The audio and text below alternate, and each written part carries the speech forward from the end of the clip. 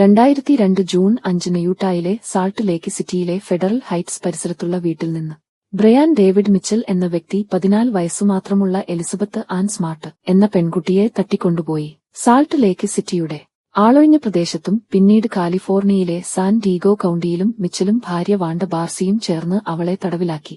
ഏകദേശം 9 മാസം നീണ്ടുനിന്നു അവരുടെ തടവിൽ പാർപ്പിക്കൽ.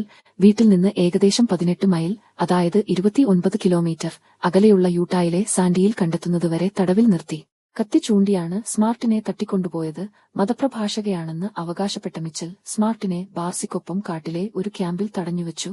അവിടെ അയാൾ അവളെ ആവർത്തിച്ച് ബലാത്സംഗം ചെയ്തു.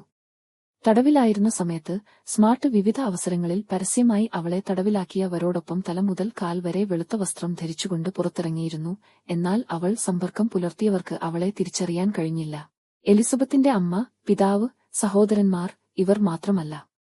കുട്ടിയെ തിരയാൻ നിയമസഭ, പോലീസ്, പ്രാദേശിക സംഘം, മുഴുവൻ യുഎസിന്റെ പരിശ്രമം ഒന്നും തന്നെ ഫലം കണ്ടില്ല. അവളെ കണ്ടെത്താൻ ശ്രമിക്കുന്നവർ നൊമ്പരമായ ഒരു പരാജയത്തിലായിരുന്നു അത് നിർത്തിവച്ചിരുന്നത്. അവളുടെ കുടുംബം എപ്പോഴും പ്രതീക്ഷയിൽ നിന്നിരുന്നു. എലിസബത്തിനെ തിരികെ കൊണ്ടുവരും എന്ന പ്രതീക്ഷയുടെ വെളിച്ചം അവരെ തളർത്തിയില്ല. 2003 മാർച്ച് 12 എലിസബത്ത് തിരികെ വരുമെന്ന് ആരും സ്വപ്നത്തിൽ പോലും വിചാരിച്ചിരുന്നില്ല.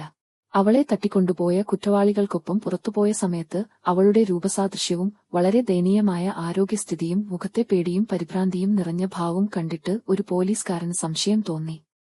അവളുടെ അടുത്ത് വന്നിട്ട് "നീ എലിസബത്ത് സ്മാർട്ട് ആണോ?" എന്ന് ചോദിച്ചു. പേടിയോടെ പ്രതീക്ഷയോടെ അവൾ "അതെ" എന്ന് പറഞ്ഞു. അതോടുകൂടി അവൾ എന്നേക്കുമായി സ്വതന്ത്രയായി. എലിസബത്ത് സ്മാർട്ട് രക്ഷപ്പെട്ടതിനു ശേഷം കാണാതായവർക്കും ലൈംഗികാതിക്രമത്തിന് ഇരയായവർക്കും വേണ്ടി വാദിക്കുന്ന വ്യക്തിയായിട്ട് മാറി. തട്ടിക്കൊണ്ടുപോകലിൽ പങ്കുണ്ടെന്ന് കണ്ടെത്തിയതിന് 2009 ബാർസിയെ 15 വർഷം ഫെഡറൽ ജയിലിൽ അടച്ചു. എന്നിരുന്നാലും 2018 സെപ്റ്റംബർ 19 മുമ്പ് കണക്കാക്കാത്ത സമയപരിധിക്കുള്ളിൽ അവർക്ക് നേരത്തെ മോചനം ലഭിച്ചു.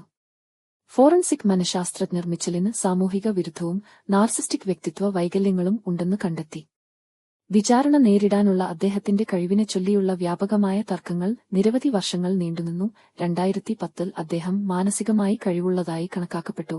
2011 പരോളിന് സാധ്യതയില്ലാതെ അദ്ദേഹത്തിന് ജീവപര്യന്തം തടവ് ശിക്ഷ വിധിച്ചു. ഈ അത്ഭുതകരമായ കഥ നിങ്ങളെ പ്രചോദിപ്പിച്ചെങ്കിൽ ദയവായി വീഡിയോ ഷെയർ ചെയ്യൂ, ചാനൽ സബ്സ്ക്രൈബ് ചെയ്യൂ, നിങ്ങളുടെ അഭിപ്രായം കമന്റ് ചെയ്യൂ. ഇനി ഇത്തരത്തിലൊരുപാട് യഥാർത്ഥ ജീവിത കഥകൾക്കായി എന്നോടൊപ്പം തുടരൂ.